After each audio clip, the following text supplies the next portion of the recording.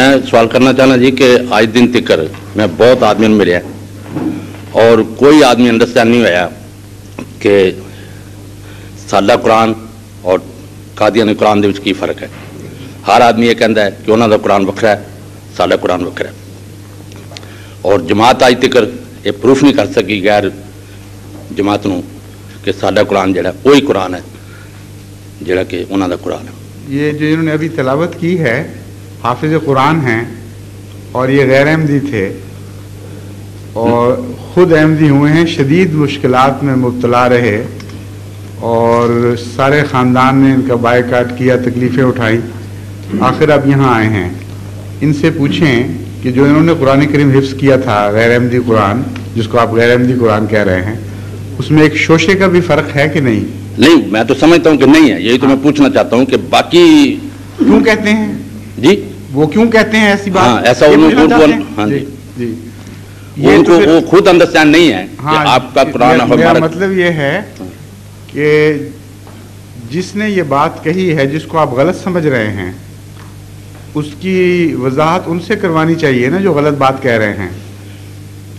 میں تو نہیں کہہ رہا غلط نہیں, آپ نہیں کہہ رہے. دیکھنے لیے یہ بات ہے کہ جماعت کیا کر رہی ہے. ہاں میں ایسا کرتا ہوں.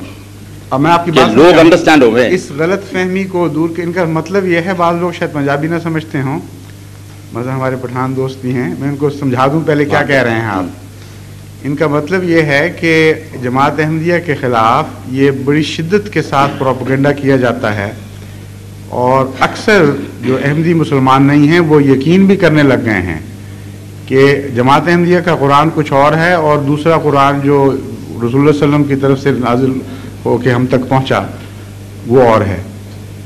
اور یہ فرما رہے ہیں کہ میں نہیں یہ مانتا کیونکہ مجھے پتہ ہے کہ ایک ہی ہے, لیکن جماعت احمدیہ اس غلط فہمی کو دور کرنے کے لیے کیا کوشش کر رہی ہے. ہاں جی, سمجھ گئے ہیں نا. ہاں جی, جماعت احمدیہ غلط فہمی کو دور کرنے کے لیے ایک ہی کوشش کر سکتی ہے کہ ذرائع ابلاغ کو استعمال کرے یا لٹریچر شائع کر کے یا پمفلیٹس شائع کر کے تقسیم کرے یا قرآن کریم شائع کر کے دو لوگوں تک پہنچائے تاکہ وہ دیکھ لیں خود کہ کیا فرق ہے. یہ ساری چیزیں جماعت احمدیہ کرتی تھی اور ان ساری چیزوں سے پاکستان کی موجودہ حکومت نے جماعت احمدیہ کو محروم کر دیا ہے جی, اور قانون بنا دیا ہے کہ جو شائع کرے گا اس کو یہ سزا ہوگی, جو قرآن شائع کرے گا اس کو یہ سزا ہوگی, جو جواب لکھے گا اس کو یہ سزا ہوگی. تو حالت تو وہاں تک اب پہنچ چکی ہے کہ جہاں وہ رستے اختیار کرنے کی جماعت کو اجازت ہی نہیں دی جا رہی جن رستوں کی قرآن کریم نے تعلیم دی تھی کہ بجائے اس کے کہ فیصلے تلوار سے اور جبر سے کرو, نیگوشیشن کے ذریعے, تبلیغ کے ذریعے اپنی بات پہنچا کر فیصلے کرو اور دلیل سے بات کرو, کتابیں دکھا کر بات کرو. یہ قرآن کی تعلیم ہے.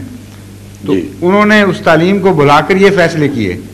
اس لیے اگر کچھ ثابت ہوتا ہے تو یہ کہ ان کا قرآن کچھ اور ہو گیا. اب نہیں, مگر میں آپ کو پہلی دفعہ 47 میں قادیانے میں ملا تھا جی, آپ کے گھر میں. اچھا, آپ کس طرح تشریف لائے تھے وہاں؟ جی, کس طرح تشریف لائے تھے؟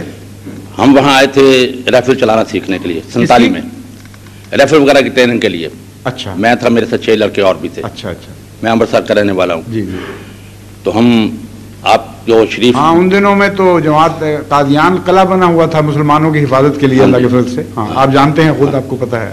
ہم شریف باجوہ صاحب کے پاس گئے تھے. بالکل میں سمجھ گیا, مجھے یاد ہے اچھی طرح. تو پھر وہ آپ کے گھر لے کے آئے تھے ہم کو. بالکل ٹھیک ہے. وہ علاقہ بھی چونکہ میرے سپرد تھا حفاظت کے لیے, اس لیے آپ کو میرے پاس بھیجا انہوں نے. ہمارے پہلے آپ کے پاس فیروز پور سے کوئی آدمی دو آئے تھے بائسیکلوں کے اوپر. ٹھیک ہے, تو آپ نے کوئی آدھا گھنٹہ. ماشاء اللہ آپ کو یاد ہے خوب سب. مجھے اب یاد آ گیا. آپ کا چہرہ تو نہیں یاد آ سکا, آپ موٹے ہو گئے ہیں زیادہ میرے خیال میں. موٹا نہیں ہو گیا, بوڑھا بھی ہو گیا. لیکن مجھے اب یاد آیا کہ بچے لڑکے آئے تھے اس طرح اور میری عمر کے ہی تھے. ہاں جی, اور ان کو ہم نے وہاں دفاع کے لیے ٹریننگ دی تھی.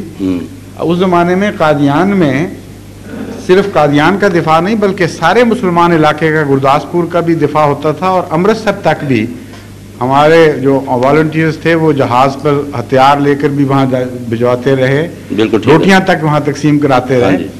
اور اب یہ حال ہے, موجودہ حکومت یہ پروپیگنڈا کر رہی ہے کہ پاکستان موومنٹ کے سب سے بڑے دشمن جماعت احمدیہ تھی. مگر اس وقت سے لے کے آج تک, اور جو مولوی مخالف تھے جو کہتے تھے ہم پے بھی نہیں بننے دیں گے, وہ اس وقت قابض ہیں. یہ واقعہ ہے کہ نہیں؟ ہاں, نہیں مگر اس وقت سے لے کے 40 سال وہ چلے ہیں آج تک ہر آدمی کے ذہن میں یہی چیز ہے کہ ان کا قرآن وکھرا ہے, ہمارا قرآن وکھرا ہے. اب اس ذہن کو کیا کریں, اللہ رحم کرے. اس لیے ان کے ذہن میں ہے, وہ خود قرآن نہیں پڑھتے. ان کو اگر قرآن پڑھا ہو, عام جو مسلمان ہیں سنی ہوں یا دوسرے ہوں, بدقسمتی سے دین سے خود واقف نہیں ہیں. انہوں نے اپنا دین ملا کے سپرد کر دیا ہے. ان کا دین بس اتنا ہی ہے کہ جب وہ مریں تو ملا نہلا دے اور دعا کرا دے, جب وہ پیدا ہوں تو گڑتی دے دے اور اذان دے دے اور نکاح کی رسم کر دے. اس سے زیادہ ان کو پتہ نہیں کچھ دین کا. نماز پڑھنے بھی جائیں تو اکثر کو نماز کا ترجمہ نہیں آتا.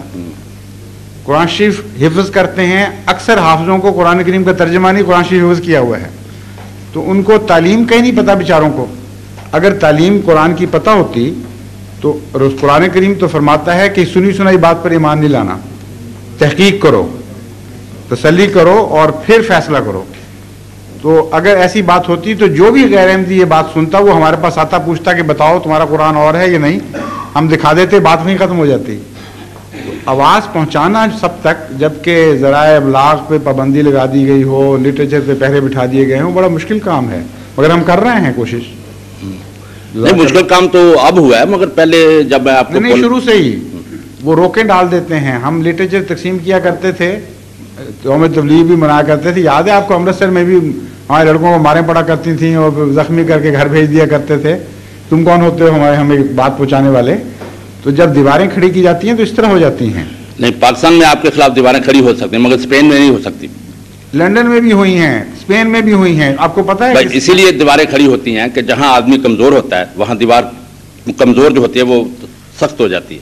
نہیں میری گزارش سنیں, آپ کی یہ بات کہ اسپین میں نہیں, وہ آپ نے شاید اسپین اس لیے کہا کہ آپ کو پتا ہے کہ بیڈ فورڈ میں ہوئی ہیں اور فلاں جگہ ہوئی ہیں, آپ اسپین پہنچ گئے. نہیں اسپین بھی میں گیا ہوں آپ کے پاس. اسپین میں یہ حال ہے کہ وہاں ایک پاکستانی سوسائٹی ہے, ایک علاقے میں وہاں لوگ بستے ہیں.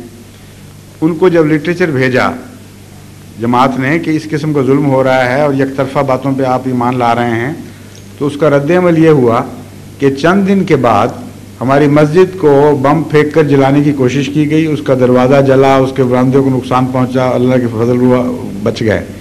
اور اتنا گندا لٹریچر پھر تقسیم ہوا پاکستان ایمبیسی کی طرف سے اور بعض مولویوں کی طرف سے کہ آپ حیران ہو جائیں وہ لٹریچر پڑھ کے. ہم نے کبھی ہمارے وہم و گمان بھی نہیں تھا کہ یہ احمدیت ہوتی ہے. انہوں نے جو ہماری طرف احمدیت منسوخ کی ہوئی ہے وہ اتنا گندا مذہب ہے کہ اس سے نفرت کرنا ایک فطری امر ہے. اور اس کے بعد ان کی چٹھیاں سختی کی آئیں کہ خبردار جو ہمیں کوئی چیز بھیجی, اگر تم نے کچھ بھیجا تو ہم تم سے یہ سلوک کریں گے. تو کون سی جگہ ہے جہاں بتائیں جہاں دیوار نہیں کھڑی ہوئی, اور کون سا زمانہ ہے جب نہیں ہوئی. یعنی جب سے حضرت آدم علیہ السلام تشریف لائے, مجھے کسی ایک نبی کا نام لیں, خواہ وہ شریعت لایا یا غیر شریعت والا ہو, اس کے ساتھ یہ سلوک نہ ہوا ہو. آپ کے علم میں ہے؟ ہاں بالکل. کون سا سلوک تو سب کے ساتھ ہی ہوا ہے. بالکل ٹھیک ہے, جزاک اللہ. تو اس لیے جب ہم نے کہتے ہیں جب اوکھلی میں سر دیا تو موسلوں سے کیا ڈرنا. میں نے آپ کو تو جان کے اب سر دے بیٹھے ہیں, اب تو نہیں پیچھے ہٹنے والے. میں نے یہاں پر 1, 2 یا 3 لیٹر لکھے ہیں اور اس میں اسپین کے لیے وضاحت کی ہوئی تھی کہ اگر آپ مجھے بلائیں, مجھے کوئی پیسہ نہیں چاہیے, میں خرچ اپنا کروں گا. میں احمدی نہیں ہوں. مگر مجھے تو نہیں کوئی خط ملا آپ کا ایسا. 2-3 خط ملے اور مجھے یہ بھی اطلاع ملا تھا میرا. نہیں تو پھر مجھے یہ اطلاع ملی تھی بریڈ فورڈ سے کہ آپ کا خط مل گیا, آپ کو جواب آئے گا, مگر نہیں آیا. میں نے اس نے آفر کی تھی کہ اگر آپ مجھے بلائیں اور میرے ساتھ ڈسکس کریں تو اس میں ایسا پلان بن سکتا ہے کہ جس میں 1,00,000-1.5 لاکھ آدمی احمدی وہاں آباد ہو سکتا ہے اور اچھے کاروبار ہو سکتے ہیں, کیونکہ اسپین بہت بڑی کنٹری ہے. اس میں آدمی اس میں دلچسپی نہیں ہے امیگریشن کروانے میں. نہیں امیگریشن ٹوٹنے کا سوال ہی نہیں ہے نا جی. نہیں میرا مطلب اس کو چھوڑ دیں, اور دوستوں نے اور باتیں پوچھنی ہوں. چلو ٹھیک بعد میں بات کریں, پھر ملیں گے. اچھا جی, السلام علیکم. شکریہ آپ کے